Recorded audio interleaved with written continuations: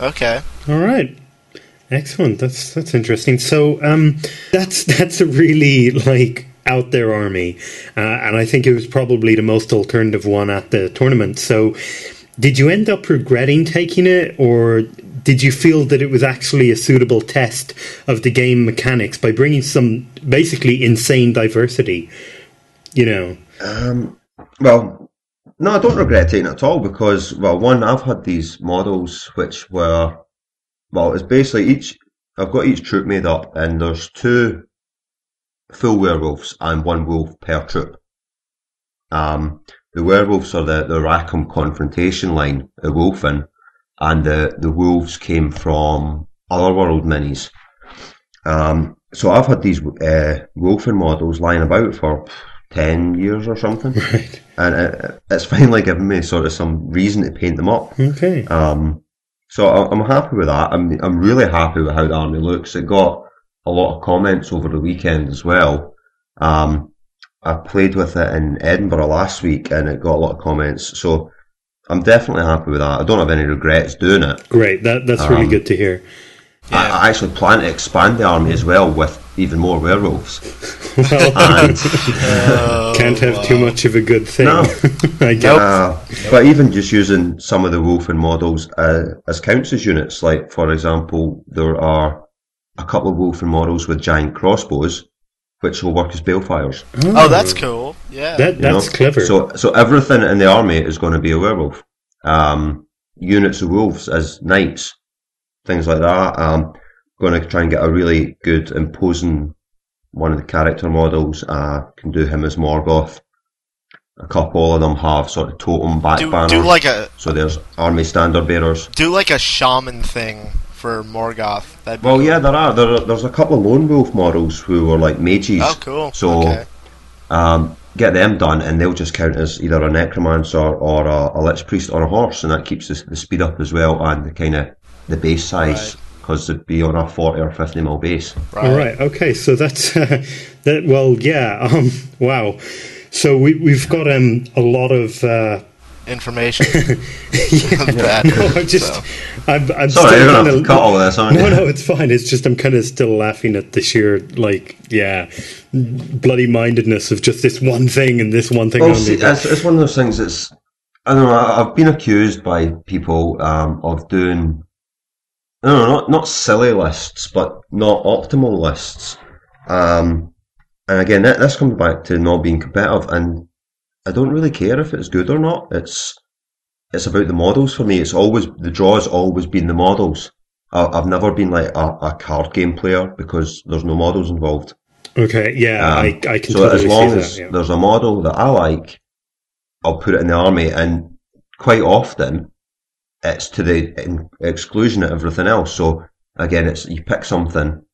I mean, I really like the Black Orc models for Games Workshop, but you can't do a full army of them. Although I would love to, because I don't want to put normal orcs in the army. I just want black orcs because they look cool. Okay. So yeah, it's going to create either, well, an unbalanced list, or themed. So it's kind of getting the balance between unbalanced and themed right, or just not caring and having fun with what you're doing. Okay. Right. All right. Well, I'm just gonna say we're gonna start moving into questions about the actual tournament. Sure. I should say, Max, do you want to just say when it took place and stuff? Yeah. Where it took place and all that? Yep. It was the 10th and the 11th of September. It was in Mansfield, I think, at Maelstrom's place. Yep.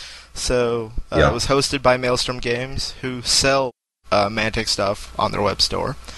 And it used the 2nd edition rules, like we've already stated. So that's how Guru John was able to play his werewolf force, and it also used chess clocks. So Alessio actually used this as a testing bed for the chess clock idea, which I think is interesting.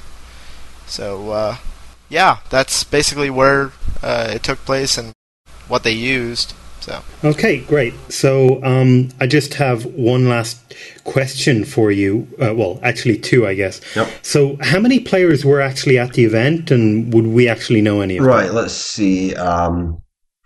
in total, once they drafted someone in, because there was an odd number, there was about 20 players. Okay. Now, let's see, who would you know? We can go through the sort of famous people, and we can go through the sort of civilians as well. So, famous-wise, we had Alessio, obviously. Okay. Jake Thornton was there. Yep. Obviously Chris, Josh from Mantic. There was a couple of other guys from Mantic as well. Oh, was Chris playing? Chris was playing, yeah. Oh, cool. Cool. Sorry, who's Chris? We should probably mention that. He's Chris Palmer is their customer service guy.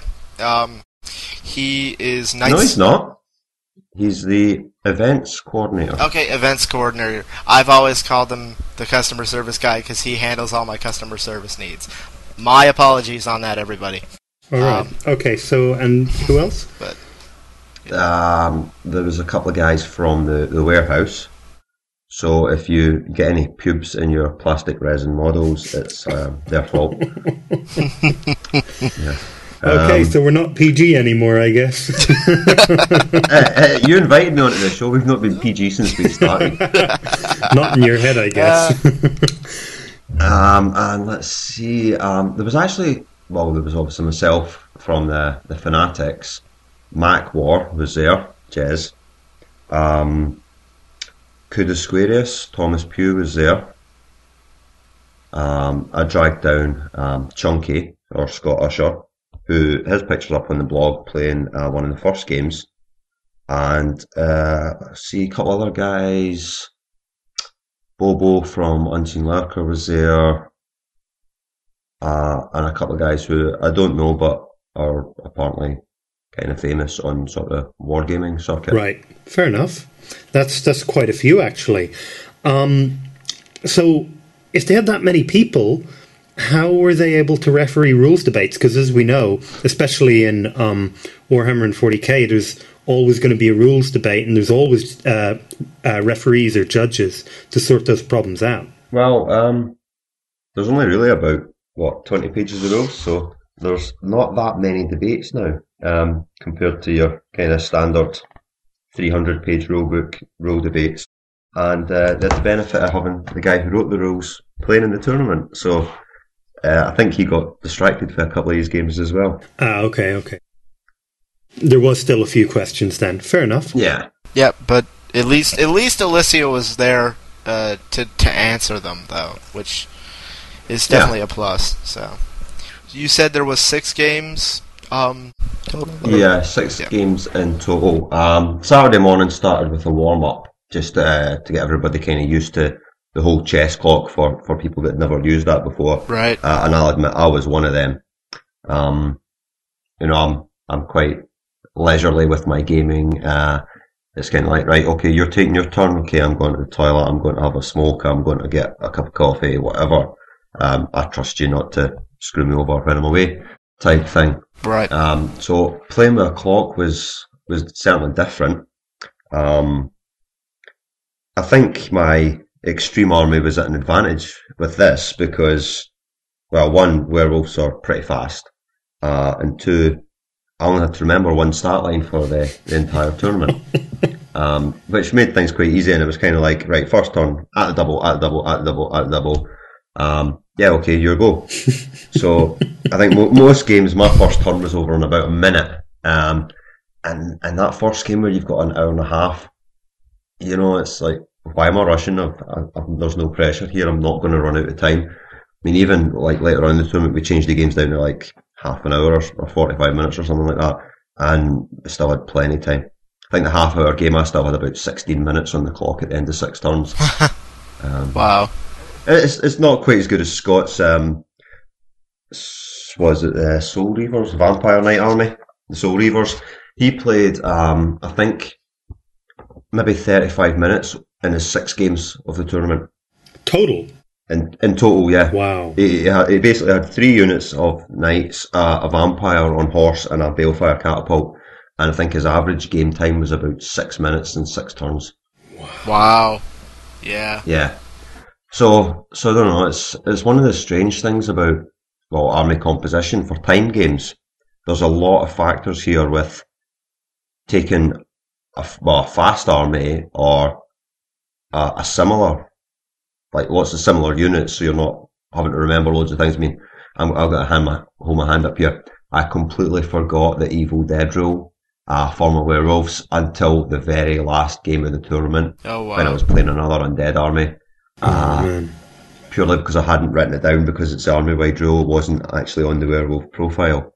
It would have made a bit of a difference, but I don't think it changes too much. Has the Evil Dead rule changed at all, or what is it? No, it's still the same, basically. If you cause any wounds in combat, you remove one wound from your own unit. Okay.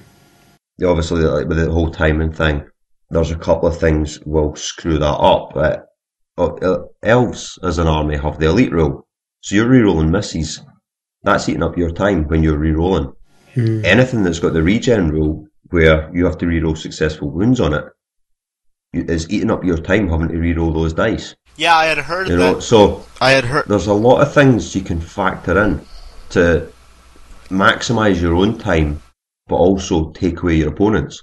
And one of those things, even during deployment, when you alternate your units, but this is done during your game time as well. The clock starts before you start deploying your first unit. When your opponent's placing his unit, I was like standing there, I was picking up my next unit, I had it in my hand. So they hit the button on the clock, I put my unit down, and then I hit the button and it's back to them immediately. It kind of throws them off a bit.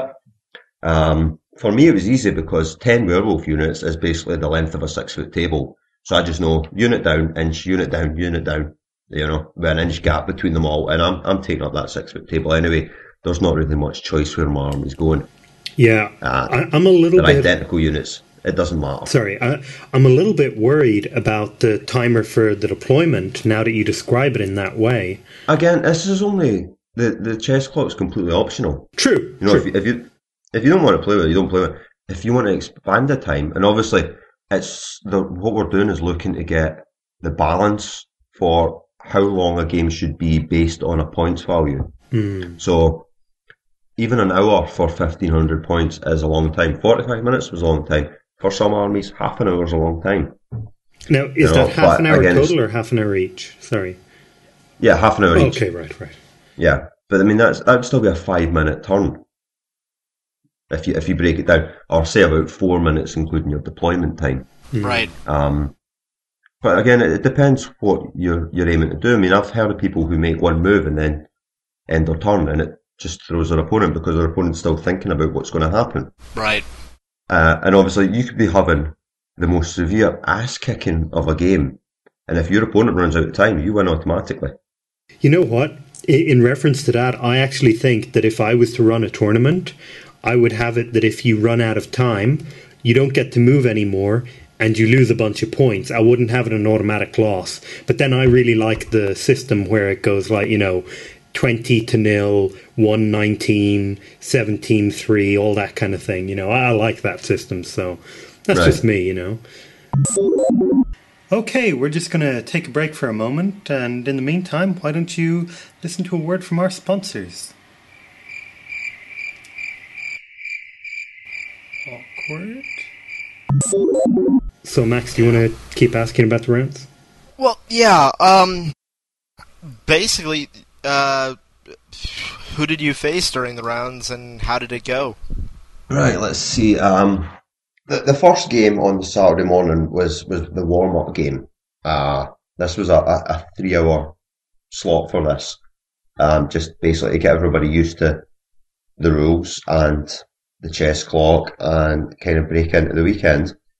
So, let's see. First game was against a guy called Al Pidwell from London. Excuse me. Who's recently just joined up to the Fanatics. And he kind of came in a bit of a panic, didn't have an army list written or anything like that. So actually, we spent a bit of time just helping him build an army. I would like to say that I was completely unbiased in what I was telling him. I actually helped him out a huge amount because I told him to take as many handgunners, Iron Watch, as he could with handguns, because they're quite nasty, especially against the high defensive werewolves. So we got his army list written up. We set up, and the game was pretty much a bloodbath. I mean, we played one of the rules wrong. I hadn't realised that now, if you charge a unit, it has to charge you back in its own turn. Yeah. So we'd forgot, or we hadn't realised this. So basically, I was charging his handgunners, and he was just in his own turn, standing and shooting at me point blank range. And obviously, the handguns are Pearson 2 now, so they had a lot better chance of wounding me than they did in combat. Yeah, of course, yeah. Which is strange. So yeah, it was a pretty one-sided game, but it was good. He was a really good opponent to play. Had a good sense of humour. So obviously I have no issues there. And again, it was a warm-up game, so it didn't really count for anything in the tournament. And funnily enough, we did actually encounter each other later on as well. Okay. So I will say that the hour and a half per person was far too much. That seems about right, because I was at Gen Con and I played Ronnie. Now granted, it was a 3-player game because Forrest was helping Ronnie because Ronnie didn't have enough points from the studio army, and it took us. We were taking it leisurely though, and it took us like 2 hours to get through most of it. We called it a draw because we couldn't finish the last turn because the hall closed, but it was closed at 2 hours leisurely. So yeah, that's 2 hours total. Yeah, total. But it was, as I said, it was really leisurely, and Ronnie was answering stuff during that, like questions and everything. Yeah, that's what I'm saying. This game, obviously, with it being 3 hours, is an hour and a half per person, and that's far too much time. Oh yeah, that sounds like stupid amount of time. Well, I don't know. I mean, if we'd always go back to what we did at the Mantic Open Day and move 60 strong units of zombies individually, but you might want the hour and a half to do that. Yeah. I almost had to do that, but I was able to get a movement tray built in time, so. It's becoming apparent to me that you really do need everything on bases, like basically on large, one base for the whole unit. Yeah. Basically for the game to work. So, I mean, I agree with you. It could go very quickly, and I think that's a great thing, chess clock or no. So, do you want to keep going, or? Yeah, I mean, speaking about bases, I don't know if you have to have the full unit on a base, or even just using movement trays or whatnot. I'm now coming round to the idea of having multi-based units. I think it looks really good. It was something I was kind of conscious of when I was looking at a tournament army for the Invitational, was how am I going to do this and have it so that I can move things quickly, because it's going to be a time limit. Again, there's modelling aspects to it as well as game aspects. Like, if you build, say, all your troops at 10 man, so that's 5x2. If you build 4 of those, you can put them together as a horde. One of the command groups is going to be offset, which doesn't quite tie in with the rules for champion is in the middle of the unit. But, there shouldn't be an issue. It's no big deal, though, right? If anybody has an issue with that, I'd say, well, barring a tournament, I probably wouldn't play them again if they're going to be picky. There's two bases stuck together. You can see the joint in the middle. That's the centre point. Yeah. Either that, or, I mean, a 40-man unit is probably going to be quite unwieldy for transporting and storing as well. Although, again, it would still be quicker than moving 4 individual units that are pushed together. The only thing I would have trouble with is how the fuck do you texture it in between all the bases? Yeah. That's a problem. Okay. So that was the round 1, basically warm-up round. What happened in your first actual serious round at the tournament? Right, first serious round of the tournament. Who was I playing? It would be, I think it was Bernard for the warehouse, actually. And his human and Twilight Kin ally list. Oh, they allowed allies? Yeah, there were allies for the tournament. The restrictions for the tournament was 1,500 point army, one allied race. Right, you couldn't have like 6 evil or whatever. No, it's strange because obviously the way the rules are written, you only choose good or evil as your army. Right. You don't. People are having this whole. I don't know if it's a Warhammer hangover or whatever, but people like mono race lists, and I mean I quite like doing that as well. But the way the rules are written, it's you pick good or you pick evil. Okay. In either case, you can have neutral allies as well as whatever. But the tournament pack was you pick one race of the 8, and then you can have one allied race as well. Right. Okay. And again, it was following all the standard rules. You've got to have a solid unit to take a character and or war machine. Mm-hmm. And that's going to depend on what you take. So obviously 20 infantry, 10 cavalry, or 3 large infantry or cavalry. Yeah. Yeah. Yeah. So let's see. Bernard's army. There was what? He had some lower abyssals, which are kind of your basic sort of creatures from the abyss. They're not Twilight Kin, well, in the sense that they're not dark elves. Right. They are demons of some description. Right. Or I don't know, beastmen, whatever you want to call them. They're not great stat wise, but they're quite resilient because they regenerate. Mm-hmm. So again, this is the whole your time factor comes in as well. Right. He had that. He had some pikemen. He had some blade dancers, I believe, who would be the equivalent of witch elves. And he had a unit of ogres, a couple of standards, and just general bits involved. It was a pretty balanced list. There was a little bit of everything. It was mainly using, I think it was as historical models, which was quite nice. It was quite interesting at the tournament. There was a lot of, I'm going off on a tangent here again.